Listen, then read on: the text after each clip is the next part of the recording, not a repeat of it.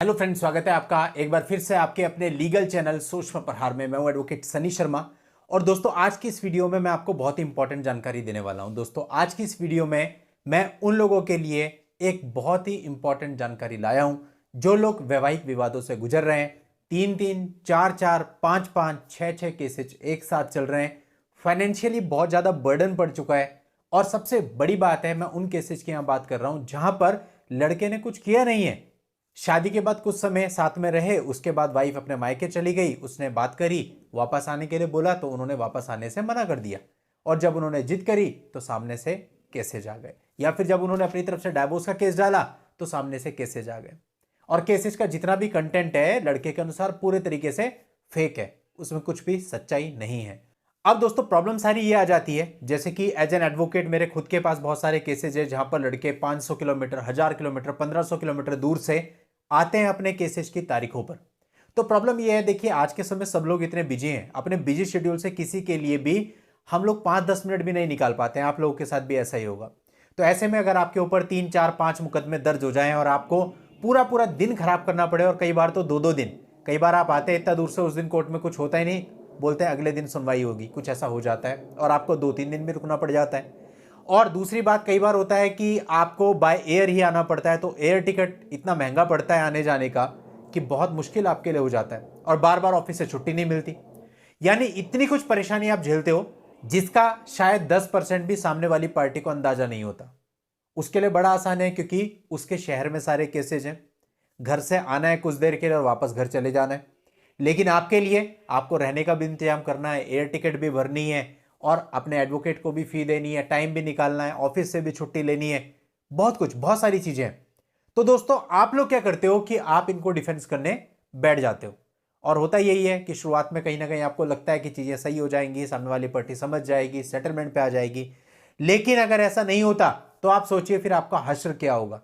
क्योंकि ये जो केसेज होते हैं 498 डीवी वगैरह, ये कितने लंबे चलते हैं आप सब लोग जानते हैं। तो दोस्तों, यदि आप इसको निपटाना चाहते हो ना, तो आपको कुछ फैक्टर्स पे ध्यान देना है। देखिए, एक सीधी सी बात है, ताली एक हाथ से तो बजती नहीं, दोनों हाथ से बजती है। दो चीजें होती हैं, या तो पति जबरदस्ती अपनी वाइफ को निकाल दे, धक्के मार के, दहेज की लालच में, किसी और प्रकार से, जो कि आज के समय में कम देखने में आता है।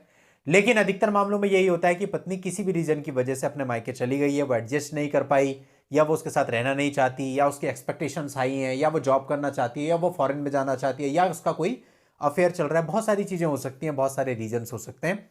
लेकिन बात सारी ये आती है कि आपको अपनी लाइफ में कुछ भी करना है आप करिए, ठीक है, आपको नहीं साथ में रहना मत रहिए।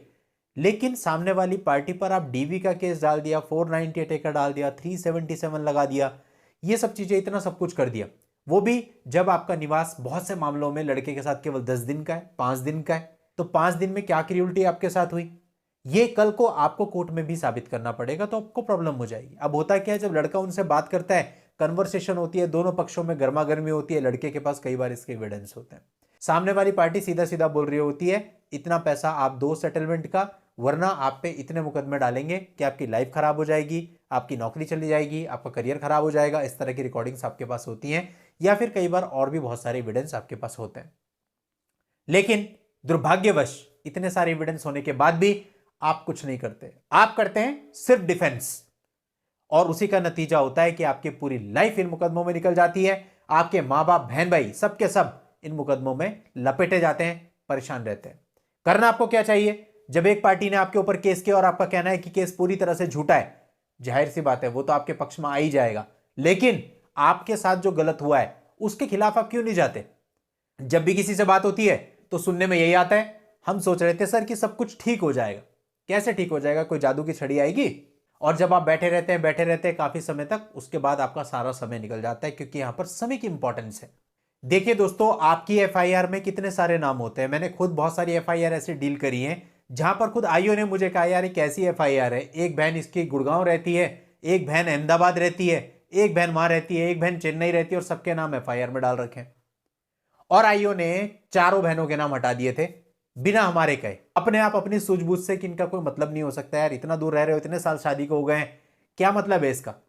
तो ऐसे बहुत सारे मामले होते हैं। लेकिन ऐसा किया क्यों गया, आपके परिवार के 9 लोगों का नाम लिखवा दिया गया, आपके दूर दूर के रिश्तेदार, आपके मामा ससुर हैं मेरे, चाचा ससुर हैं मेरे, सबका नाम लिखवा दिया।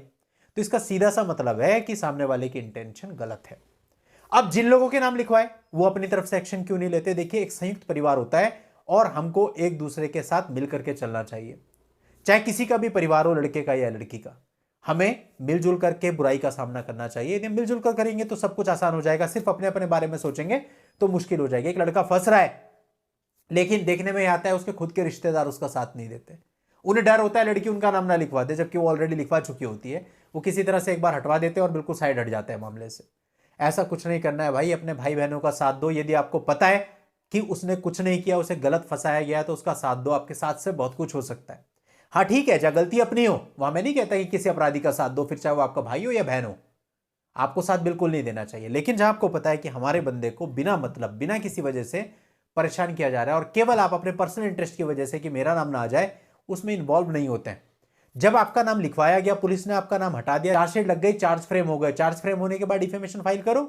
एक बहन गुड़गांव रहती है, एक बहन चेन्नई रहती है, एक बहन दिल्ली रहती है, एक बहन यहां रहती है, सब अपने अपने प्लेस पर डिफेमेशन डाल दीजिए। बहुत सारे मामलों में आपसे पैसे की डिमांड की गई होती है और पैसे की डिमांड धमका के की गई होती है।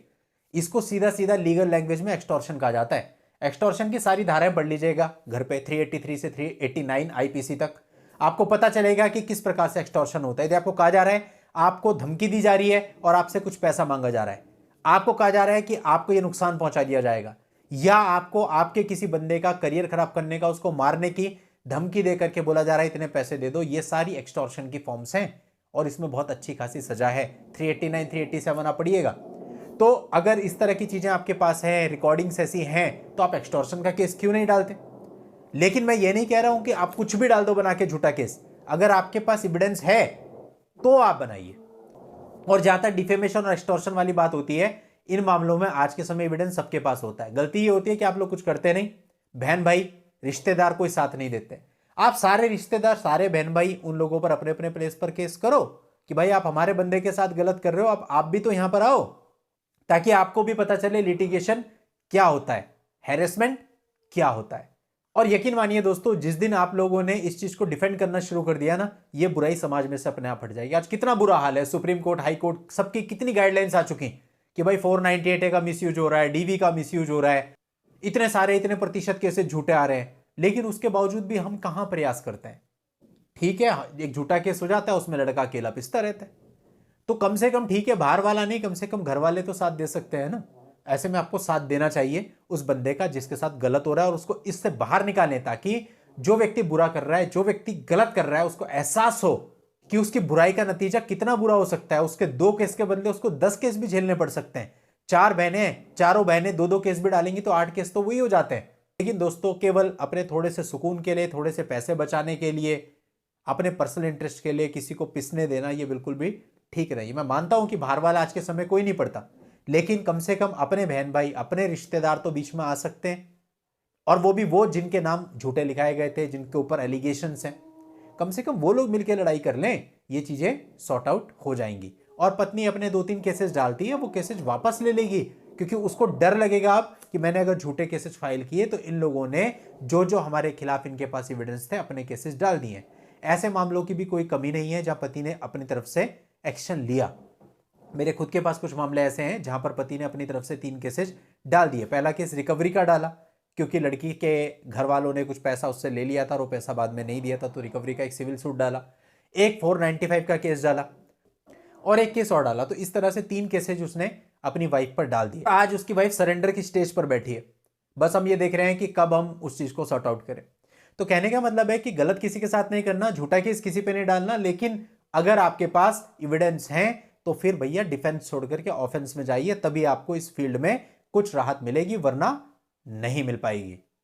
चलिए दोस्तों, मैं समझता हूं कि प्रताड़ित लोग जिनके साथ गलत हुआ है, जिन पर झूठे मुकदमे दर्ज हुए हैं, उन लोगों को मेरी बात समझ में आ गई होगी और वो आगे इस पर विचार जरूर करेंगे। चलिए दोस्तों, आज के इस वीडियो में इतना ही। नेक्स्ट वीडियो में नई लीगल जानकारी के साथ मैं आपसे फिर मिलता हूं। तब तक के लिए good bye and thank you for watching. Take care.